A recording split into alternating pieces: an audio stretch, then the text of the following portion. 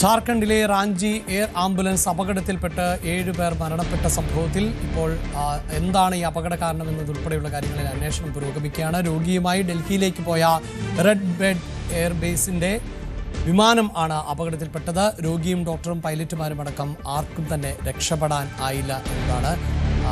രാകേഷ് ഉണ്ട് നാഷണൽ ഡെസ്കിൽ നിന്ന് വാർത്തയുടെ വിശദാംശങ്ങളുമായി. രാകേഷ്, ഈ അപകടത്തിന്റെ കാരണം ഉൾപ്പെടെ പ്രാഥമികമായി എന്തൊക്കെ വിവരങ്ങളാണ് ലഭ്യമായിട്ടുള്ളത്? ദാരുണമായ സംഭവമാണ്. കാരണം ഒരു ജീവൻ രക്ഷിക്കാനുള്ള യാത്രയായിരുന്നു. ആ യാത്രയാണ് 7 പേരുടെ മരണത്തിലേക്ക് നയിച്ചത്. കാരണം റാഞ്ചിയിലെ ബിർസ മുണ്ട വിമാനത്താവളത്തിൽ നിന്ന് 7:11 ഇന്നലെ രാത്രി ഈ വിമാനം പുറപ്പെട്ടത്.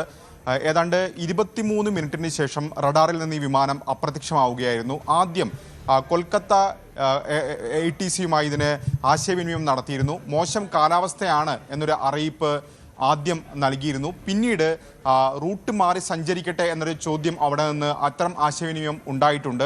അതിനുശേഷം റഡാറിൽ നിന്ന് വിമാനം അപ്രത്യക്ഷമായി എന്നാണ് ഇപ്പോൾ DGCA തന്നെ വ്യക്തമാക്കുന്നത്. അതായത് ജാർഖണ്ഡിലെ തന്നെ ഛാത്ര ജില്ലയിലെ ഒരു വനമേഖലയിൽ ഈ വിമാനം തകർന്നു വീഴുകയായിരുന്നു. മോശം കാലാവസ്ഥയാണ് ഈ അപകടത്തിലേക്ക് നയിച്ചതെന്നാണ് പ്രാഥമിക നിഗമനം. പക്ഷേ ഇക്കാര്യത്തിൽ ഏതായാലും വിശദമായ അന്വേഷണം നടക്കേണ്ടതുണ്ട്. ഛാത്ര ഡെപ്യൂട്ടി കമ്മീഷണർ തന്നെ വ്യക്തമാക്കിയിട്ടുള്ളത് ഈ വിമാനത്തിൽ 7 പേരാണ് ഉണ്ടായിരുന്നത്. ഈ 7 പേരും കൊല്ലപ്പെട്ടു എന്നാണ് അറിയിച്ചിരുന്നത്. ഏതാണ്ട് 65% പൊള്ളലേറ്റ വ്യക്തിയെ എയർലിഫ്റ്റ് ചെയ്യുകയായിരുന്നു. ആ ദൗത്യമാണ് നടന്നുകൊണ്ടിരുന്നത്. അദ്ദേഹം റാഞ്ചിയിലെ ആശുപത്രിയിൽ ചികിത്സയിലായിരുന്നു.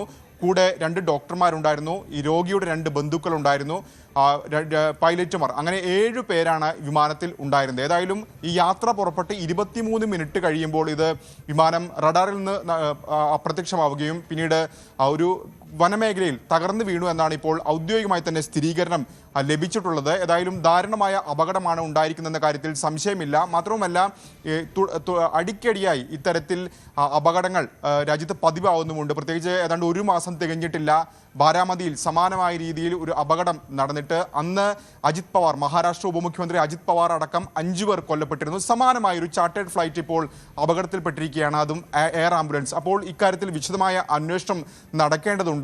ഏതായാലും അന്വേഷണ സംഘങ്ങളടക്കമുള്ളവർ ഇപ്പോൾ റാഞ്ചിയിലേക്ക് ഉടൻ തന്നെ എത്തിച്ചേരുമെന്നാണ് അറിയിച്ചിട്ടുള്ളത്. അപകട കാരണം കണ്ടെത്താൻ ബ്ലാക്ക് ബോക്സ് അടക്കമുള്ളവ കണ്ടെത്തേണ്ടതുണ്ട്. അത് ലഭിച്ചാൽ മാത്രമേ എന്താണ് യഥാർത്ഥ കാരണം ഈ അപകടത്തിലേക്ക് നയിച്ചത് തുടങ്ങിയ കാര്യങ്ങളിലൊക്കെ തന്നെ വ്യക്തത നൽകാൻ കഴിയൂ. എങ്കിൽ പോലും ഇപ്പോൾ പ്രാഥമികമായി DGCA അടക്കം പറയുന്നത് മോശം കാലാവസ്ഥയാണ് ഈ അപകടത്തിലേക്ക് നയിച്ചത് എന്നാണ്. അഭിലാഷ്. രാകേഷ് സൂചിപ്പിച്ചതുപോലെ അങ്ങേയറ്റം ദാരുണവും വേദനാജനകവുമാണ്. കാരണം ഒരു ജീവൻ രക്ഷിക്കുന്നതിന് വേണ്ടിയുള്ള ശ്രമത്തിൽ ആയിരുന്നു. അതിനിടെയാണ് 7 ജീവിതങ്ങൾ പൊലിഞ്ഞത്. കൂടുതൽ വാർത്തകൾക്ക് News 18 Keralam YouTube channel subscribe ചെയ്യുക.